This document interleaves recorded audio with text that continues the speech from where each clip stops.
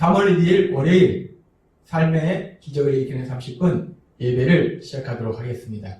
하나님께서 오늘 우리에게 주시는 말씀은 베드로후서 1장 3절과 4절의 말씀입니다. 이 말씀 제가 봉독하도록 하겠습니다. 그의 신기한 능력으로 생명과 경건에 속한 모든 것을 우리에게 주셨으니 이는 자기의 영광과 덕으로서 우리를 부르신 이를 알므로 말미암음이라. 이로써 그 보배롭고 지극히 큰 약속을 우리에게 주사 이 약속으로 말미암아 너희가 정욕 때문에 세상에서 썩어질 것을 피하여 신성한 성품에 참여하는 자가 되게 하려 하셨느니라. 아멘. 오늘 이 시간 하나님께서 우리에게 주신 말씀을 듣기 전에 잠시 기도하는 시간 갖도록 하겠습니다. 하나님 아버지 감사합니다. 오늘도 저희들을 사랑하셔서 우리를 너무나 사랑하신 하나님, 그 하나님을 만날 수 있는 이 예배의 자리로 인도하여 주시니 감사합니다. 하나님, 오늘도 하나님께서 저희를 사랑하셔서 기록하게 하신 성경의 말씀을 통해서 하나님의 그 놀라우신 사랑을 다시 한번 깨닫게 하시고 기억하게 하시고 믿게 하셔서 이 험하고 악한 세상을 내 인간 내 능력이 아니요 우리를 사랑하신 그 하나님, 그 하나님의 사랑하심을 믿음으로 담대하게 살아가는 저희가 될 수 있도록 은혜 베풀어 주옵소서. 예수님의 이름으로 감사하며 기도드리옵나이다. 아멘. 하나님께서는 우리에게 말씀하셨습니다. 하나님께서 우리가 구원받을 때 보내주신 성령 하나님, 그 성령 하나님의 인도하심과 도우심으로 날마다의 삶 속에 이제 죄로 인해서 잃어버렸던 하나님의 형상을 회복하게 되어서 이제 우리 예수님을 닮아가는 삶을 살게 된다라고 말씀하셨습니다. 우리가 그렇게 죄로 인해서 잃어버렸던 하나님의 형상을 회복해서 다시 하나님의 형상을 닮아가는 것, 우리 예수님을 닮아가는 것.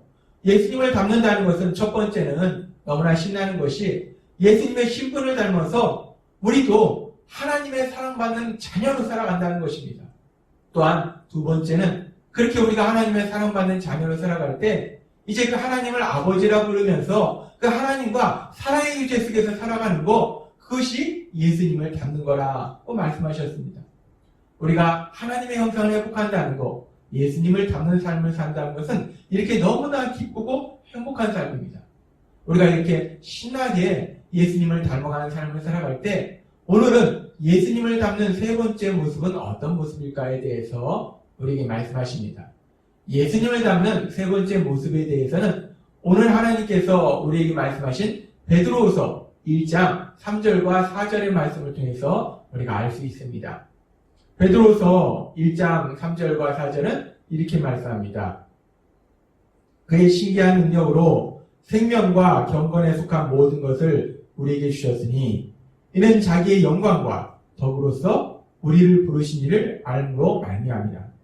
이로써 그 보배롭고 지극히 큰 약속을 우리에게 주사 이 약속으로 말미암아 너희가 정욕 때문에 세상에서 썩어질 것을 피하여 신성한 성품에 참여하는 자가 되게 하려 하셨느니라. 아멘. 정욕 때문에, 우리의 욕심 때문에 썩어질 것을 피해서 신성한 성품에 참여하는 자가 된다라고 말씀하셨습니다. 신성한 성품에 참여한다. 신성한 성품에 참여한다는 것은 신의 성품에 참여한다라는 말씀입니다. 하나님이신 하나님의 성품에 참여하게 된다. 하나님이신 예수님의 성품에 참여하게 된다. 다른 말로 우리 예수님의 성품을 닮아가게 된다라고 말씀하십니다. 그렇습니다. 우리가 예수님을 닮는 세 번째 모습은 바로 예수님의 성품, 예수님의 성품을 닮는 것, 그것이 우리가 예수님을 닮는 모습이다 라고 하나님이 우리에게 말씀해 주십니다. 그런데 우리가 여기서 성품, 이 성품이라는 것이 무엇일까? 성품에 대해서 생각해보면 성품이라는 것은 우리가 어떤 상황을 만났을 때 또는 어떤 사람을 만났을 때 우리가 그 상황과 사람에 대해서 어떤 태도를 보이느냐, 어떤 마음과 말과 행동을 하느냐, 그것이 바로 성품입니다. 예를 들어서 어떤 사람이 일을 할 때마다 계속 실수를 하는 사람이 있다 치면 그 사람에 대해서 우리가 어떤 태도를 취하느냐, 왜 그것도 못하느냐고 질책하고 정죄하느냐? 아니면 그럴 수도 있지. 괜찮아. 다음번엔 더 잘할 거야. 라고 위로하고 격려하느냐. 이것이 그 사람의 성품이라는 것입니다. 우리가 어떤 일을 만났을 때 그 일이 힘든 일을 만나면 바로 포기하느냐? 아니면은 실패하더라도 다시 한번 도전하고 도전하느냐? 그것이 바로 그 사람의 성품이라는 것입니다. 그리고 성품이라는 것은 특별히 우리가 상황에 대해서 어떤 모습을 보이는가 하는 것도 중요하지만 사람과의 관계 속에서 살아가기 때문에 다른 사람에 대해서 어떤 마음과 말과 행동을 하느냐, 어떤 태도를 취하느냐, 이것이 바로 성품이라는 거예요. 어리석고 미련한 사람, 아니면 악을 행하는 사람, 다양한 사람들에 대해서 내가 어떤 마음과 말과 행동을 취하느냐, 이것이 바로 그 사람의 성품이라는 것입니다. 성품이라는 것은 결론적으로 우리가 사람들과의 관계 속에서 다른 사람을 향해서 어떤 마음을 갖느냐, 어떤 말을 하느냐, 어떤 행동을 하느냐, 이것이 바로 성품이라는 것입니다. 근데 우리가 이제 구원받아서 예수님을 닮아갈 때, 특별히 예수님의 성품을 닮아갈 때, 그럼 예수님의 성품은 무엇일까? 예수님은 사람들 향해서 어떤 모습을 보이실까?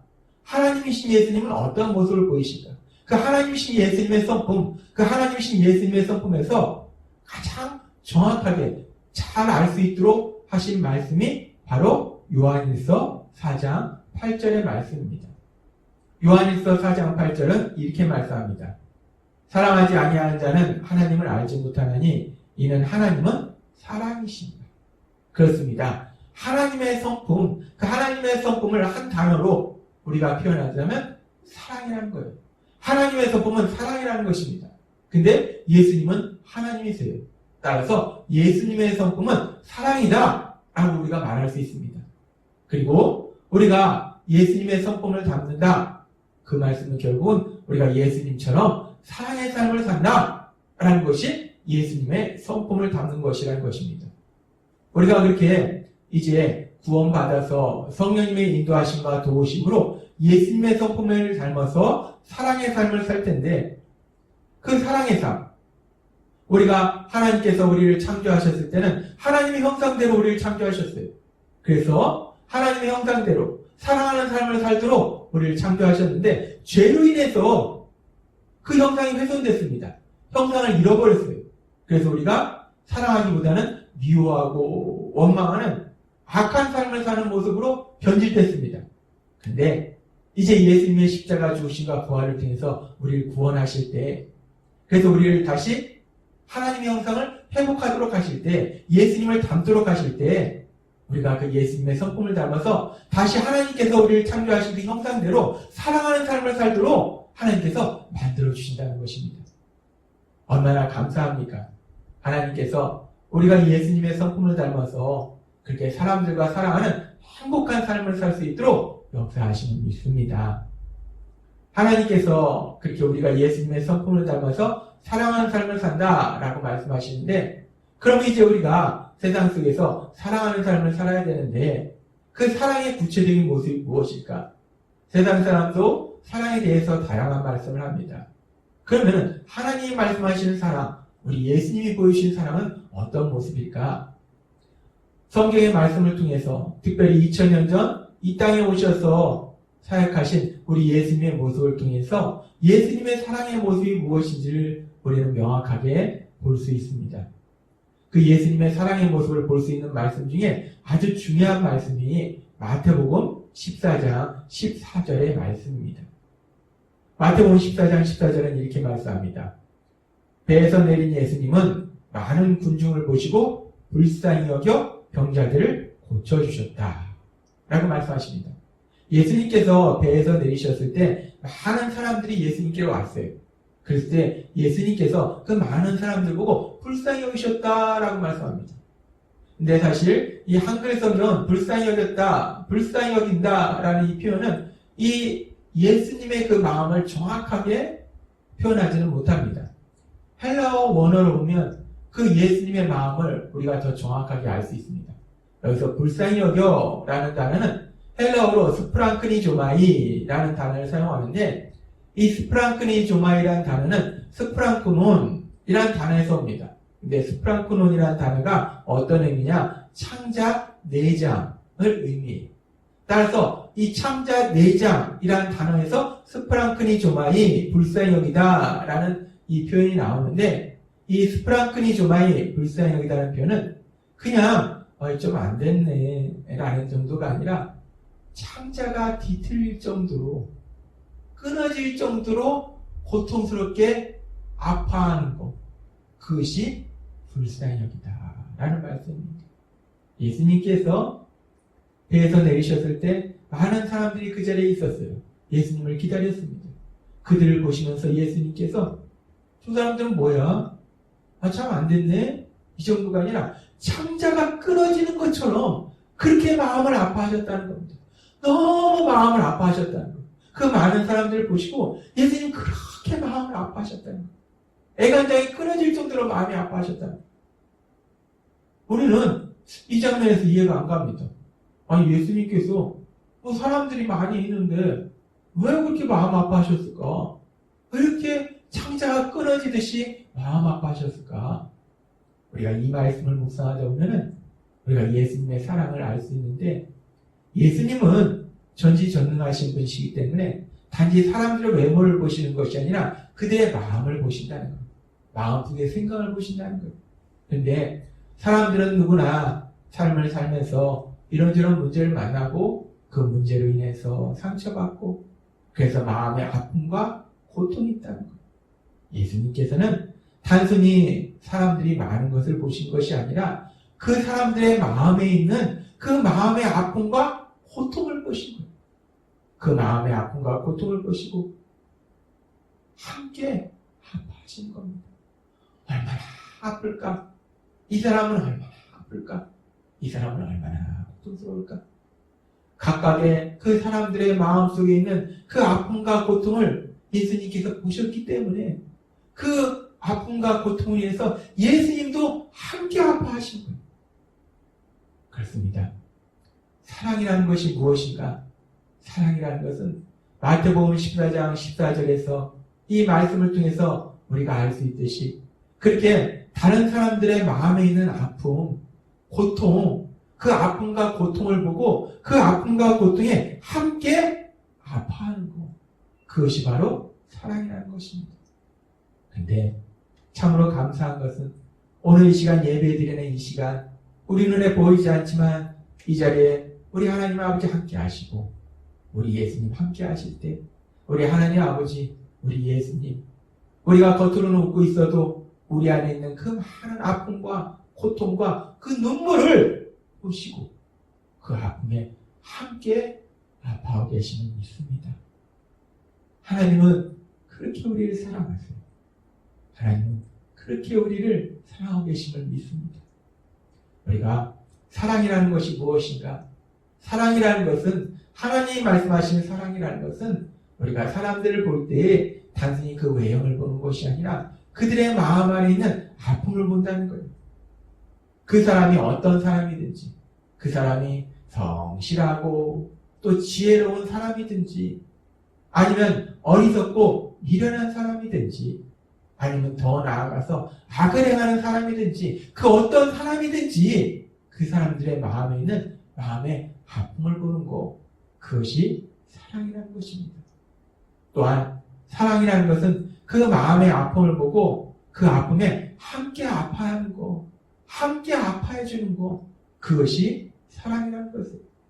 그 아픔이 때로는 물질의 문제로 인해서 아파할 때도 있고 때로는 질병으로 인해서 아파할 때도 있고 때로는 인간관계의 문제로 인해서 아파할 때도 있고 때로는 자녀들의 문제로 인해서 아파할 때도 있는데 그 아픔의 원인이 어디 있든지 그 아픔에 함께 아파해 주는 것, 그것이 바로 사랑이라는 것입니다. 우리가 예수님의 성품을 닮아서 사랑의 삶을 산다는 것은 그렇게 사람들의 마음의 아픔을 우리가 보고 또 그 아픔에 함께 아파해 주는 것. 그것이 사랑의 삶을 사는 거다 라고 우리 하나님은 말씀하십니다. 우리가 그렇게 이제 예수님의 성품을 닮아서 사랑의 삶을 살아야 되는데, 그런데 문제는 그렇게 다른 사람의 아픔에 같이 아파해 줘야 되는데, 근데 문제는 우리도 아프다는 거예요. 우리도 마음에 아픔과 상처가 있다는 겁니다. 우리도 마음속에 눈물이 있다는 겁니다. 우리가 아프기 때문에, 내가 아프기 때문에 다른 사람의 아픔을 볼 수 없고 다른 사람의 아픔을 함께 아파해 줄 여유가 없다는 거예요. 우리는 그렇습니다. 우리는 그렇게 연약합니다. 그런데 너무나 놀랍고 감사한 말씀은 그런 우리를 하나님께서 아신다는 거예요. 그래서 하나님은 우리에게 이렇게 말씀하십니다. 요한일서 4장 19절 말씀. 우리가 사랑함은 그가 먼저 우리를 사랑하셨습니다. 그렇습니다. 우리가 그렇게 다른 사람들을 사랑할 수 있는 것은 우리의 의지나 노력이 아니라 하나님이 먼저 우리를 사랑하셨다는 거예요. 우리가 살다 보면 너무 힘든 순간이 있는데, 너무 지치는 순간이 있는데, 너무 슬픈 순간이 있는데, 너무 화가 나는 순간이 있는데, 어찌할 바를 모르는 순간이 있는데, 혼자 눈물 흘리는 순간이 있는데, 그 순간 나를 혼자 놔두지 아니하시고 나에게 다가오셔서 그런 나의 아픔에 함께 아파해 주시고, 그런 나를 크신 사랑의 품 안에 안으신 그 하나님 아버지, 그 하나님 아버지의 사랑을 체험케 하시기 때문에, 그 사랑을 체험했기 때문에 그 사랑이 우리 안에 가득 흘러 넘쳐서 결국 우리가 다른 사람을 사랑할 수 있는, 다른 사람의 아픔에 함께 아파할 수 있는 사랑의 삶으로 나아갈 수 있도록 우리 하나님께서 인도하실 걸 믿습니다. 하나님께서 오늘 우리에게 주신 말씀처럼 우리가 구원받아서 이제 잃어버린 하나님의 영상을 회복할 때에, 우리 하나님이신 예수님을 닮아갈 때에 우리가 사랑의 삶을 살게 되는데, 그 사랑의 삶도 내 의지나 내 노력이 아니라 우리를 먼저 사랑하신 그 하나님의 도우신 사랑, 하는 사랑, 그 사랑을 우리가 먼저 체험함을 통해서 우리 안에 사랑이 차고 넘쳐서 그 사랑으로, 그 기쁨으로 다른 사람을 사랑하는, 예수님을 닮아가는 삶을 사시는 여러분이 되시길 주님의 이름으로 축원합니다. 기도하겠습니다. 하나님 아버지 감사합니다.